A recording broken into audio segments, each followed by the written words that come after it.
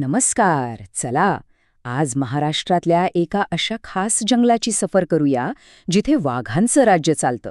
हो, आपण बोलतोय ताडोबा अंधारी व्याघ्र प्रकल्पाबद्दल.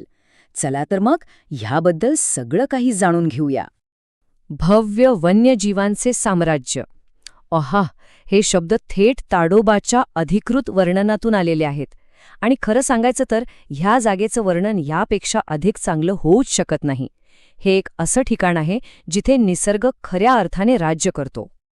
आणि या साम्राज्यात राज्य करते कोण? तर तब्बल 90पेक्षा जास्त वाघ. हो, तुम्ही बरोबर ऐकलं. याच संख्येमुळेच तर ताडोबा भारतातल्या वाघांसाठी सर्वोत्तम ठिकाणांपैकी एक मानलं जातं. आपला पहिला भाग आहे भव्य वन्यजीवांचे साम्राज्य.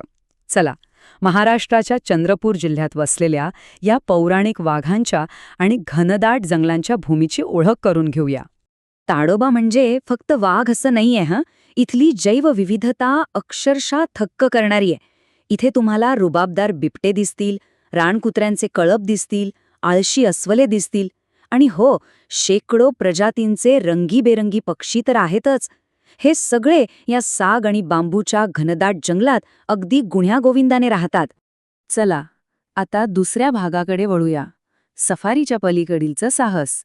कारण अनेकांना वाटतं की ताडोबा म्हणजे फक्त जीप सफारी, पण तसं अजिबात नाहीये.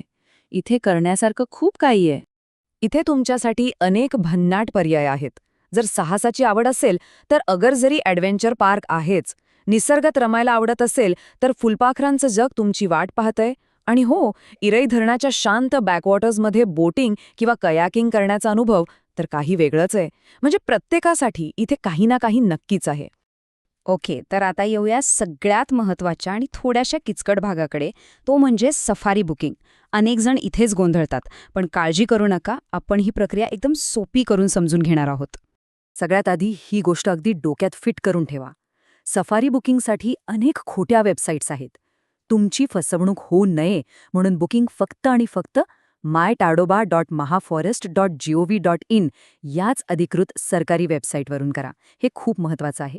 बुकिंग करताना हमखास पडणारा प्रश्न म्हणजे कोर झोन निवडायचा की बफर झोन? नक्की काय फरक आहे या दोन्हीमध्ये? चला पाहूया. सोप्या भाषेत सांगायचं तर कोर झोन म्हणजे जंगलाचा गाभा. हा मुख्य आणि संरक्षित भाग आहे जिथे वाघ दिसण्याची शक्यता सगळ्यात जास्त असते. आणि बफर झोन म्हणजे या कोर झोनच्या आजूबाजूचा परिसर. वन्यजीव इथेही उत्तम दिसतात आणि बफर झोनमधल्या सफारीच्या वेळा थोड्या लवचिक असतात. ठीक आहे, झोन तर ठरला. आता पुढचा प्रश्न, गाडी कोणती निवडायची? जिप्सी की क्रुझर? बघूया यात काय पर्याय आहेत. इथे गोष्ट अगदी सरळ आहे. जिप्सी सफारीचं बुकिंग तुम्ही ऑनलाईन करू शकता आणि ती सगळ्या गेट्समधून आत जाते. पण जी क्रुझर सफारी आहे तिचं बुकिंग फक्त ऑफलाईन होतं आणि ती फक्त चंद्रपूर जिल्ह्याच्या स्थानिकांसाठीच आहे. याचाच अर्थ बाहेरून येणाऱ्या पर्यटकांसाठी जिप्सी हाच एकमेव आणि सोपा पर्याय आहे. आणि आता आपला शेवटचा भाग. जाण्यापूर्वी जाणून घ्या, तुमची जंगल सफर सुरक्षित, जबाबदार आणि अविस्मरणीय व्हावी यासाठी काही अत्यंत आवश्यक टिप्स.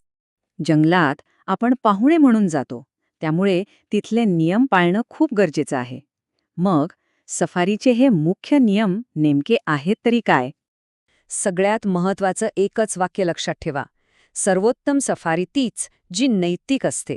म्हणजे जंगलाला आणि प्राण्यांना कोणताही त्रास न देता केलेली सफारी. उद्यानात खाण्याचे पदार्थ किंवा प्लास्टिक न्यायला पूर्णपणे बंदी आहे.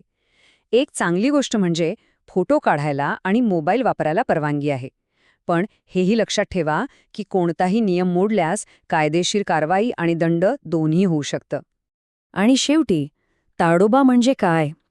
तर ताडोबा म्हणजे एक जादू, जिथे निसर्गच राजा आहे आणि प्रत्येक वळणावर एक नवीन साहस, एक नवीन अनुभव तुमची वाट पाहतोय. आणि जाता जाता एक विचार, ताडोबाला भेट देणं म्हणजे केवळ एक सुट्टी नाही, यातून आपण तिथल्या स्थानिक लोकांना आणि वन्यजीव संवर्धनाच्या कामाला हातभार लावतो. तर मग प्रश्न हा आहे की आपण या जंगलाचा शोध कसा घेणार? एक जबाबदार पर्यटक म्हणून की फक्त एक प्रवासी म्हणून?